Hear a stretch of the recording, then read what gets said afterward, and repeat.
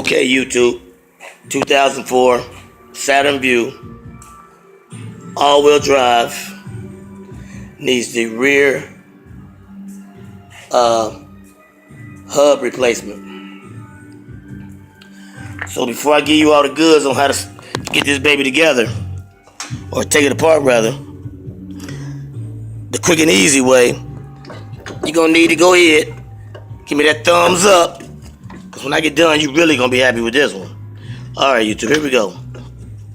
So I'm assuming you already know how to take the tire off and put a jack stand up under it and shit like that, just be safe.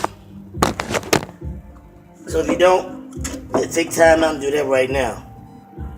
Alright. Quick and easy.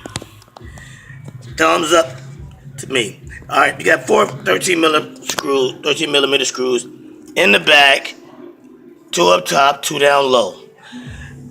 The hardest one to get out will be the lower right rear. I used a 1/4-inch drive ratchet, a short socket, and a very, very short extension. Alright. Then, thumbs up to me. Go ahead and give me a thumbs up. Anyway, after you get those 4 bolts out, took me a while of bitching and swearing, but I found my pipe wrench.